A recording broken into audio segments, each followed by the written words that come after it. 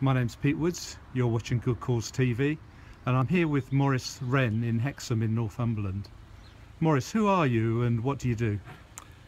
Hi Pete, my job is Chief Executive of the British Refugee Council, and the reason I'm in Hexham is I was invited to give one of the series of Hexham debates this year, and I chose to speak on refugee rights in an age of nationalism and austerity. Although, let's be honest, it got rather overtaken by events this week and the result of the EU referendum.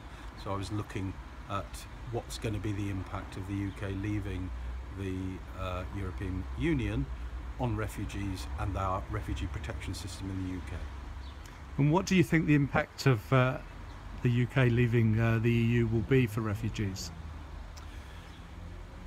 For those refugees that are already in the country or are likely to be coming in the next year or so, they'll not see an awful lot of material difference, I'd suggest, because we've had a semi-detached relationship with the common European asylum system for some time.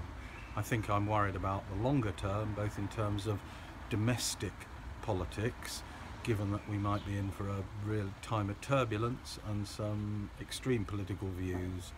And I'd also be worried about the role UK seems to be unwilling to play as part of a regional, if not a global, effort to try and resolve some of the torments that are facing people who are forced to leave their homes because of persecution and violence. We're not going to solve this refugee crisis individually as individual states, and we're not going to solve it if we turn our backs on it and close our ears. We've got to work with other countries under the aegis of the UN, but also, I would suggest, under the aegis of the European Union. So we're at a time of incredible global movement of people, perhaps unprecedented in our lifetimes. And what do you think that ordinary people could do more to support refugees?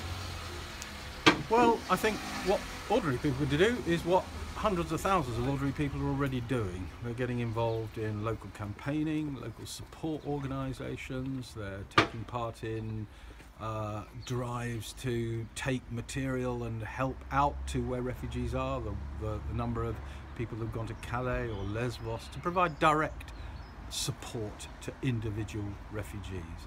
And then what one needs to do is, having done that, one needs to bear witness and tell these stories and combine with other people and engage other people, create spaces where we can have the conversations, not just with those who already understand what the difficulties facing refugees are, but those who are more fearful and more sceptical and more worried.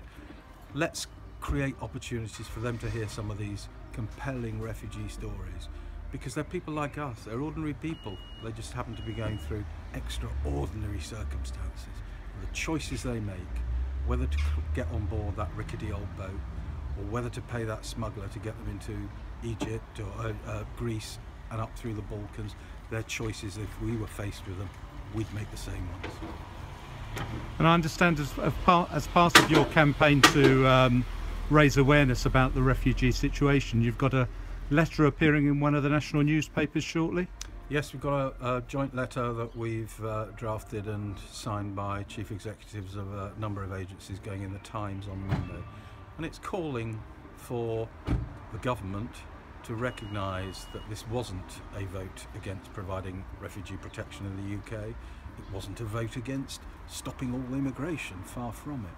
But that we need to think very carefully about how we provide protection to refugees, do it in a way that respects them, treats them with dignity, and allows them to lead safe and fulfilling lives in the UK.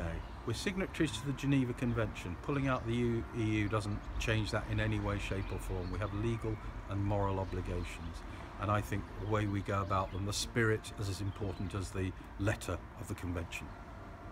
And Maurice, if people want to find out more about the Refugee Council, how can they do that? They can do that. The simplest way is to go online, refugeecouncil.org.uk, and they'll give lots of information about the work we do, but also the news service we provide. We provide regular updates on legal developments, on government statistics, on the numbers coming in and leaving the country. So a wealth of resources and information about what's happening to refugees in the UK.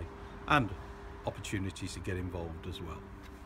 Maurice Wren, Chief Executive of the Refugee Council, thanks for talking to Good Thank you, Cause Pete. TV. Much appreciated.